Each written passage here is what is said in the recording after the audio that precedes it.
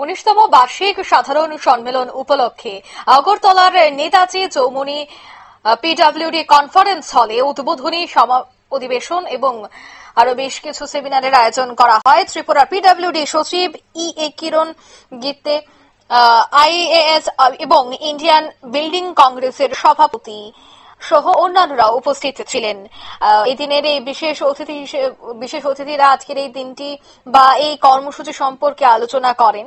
তবে জানা গেছে যে আইবিসি ত্রিপুরা কেন্দ্রের সচিব অধ্যাপক শিবাশিস ভট্টাচার্য তিনি কিন্তু আরো বেশ কিছু বিস্তারিত বিষয় নিয়ে আলোচনা করেছেন। তবে উদ্বোধন এবং কারিগরি সেমিনার সকলের জন্যই উন্মুক্ত বলে তিনি জানিয়েছেন। এছাড়া জানা গেছে যে এই উদ্বোধন এবং এই সেমিনারে সকলের উপস্থিতিও ছিল যথেষ্ট।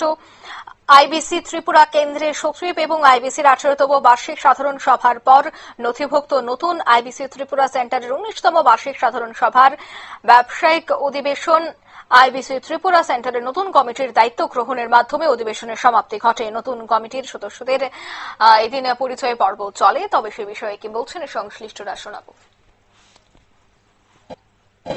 বার্ষিক সাধারণ সম্মেলন হতে চলছে।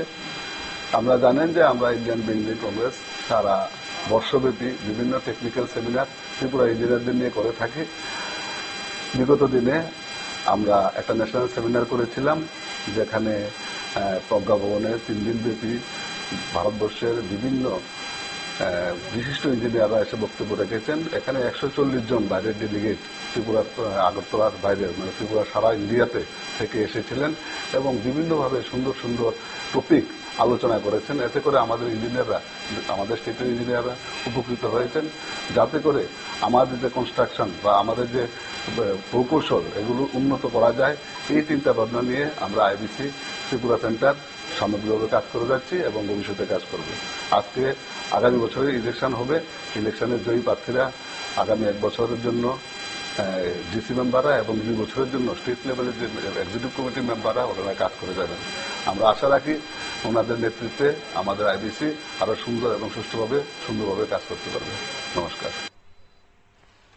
আপনারা শুনলেন তাদের বক্তব্য। 19তম বার্ষিক সাধারণ সম্মেলনটি অনুষ্ঠিত হয়েছে, যেখানে আইবিসির সাধারণ সম্মেলনে নতুন বেশ কিছু মানুষ এখানে যুক্ত হয়েছেন। তাদের পরিচয় পর্ব আজ সম্পন্ন হয়। নিয়ে নিয়েছে ছোট্ট একটি বিজ্ঞাপন বিরতি, সঙ্গে থাকুন।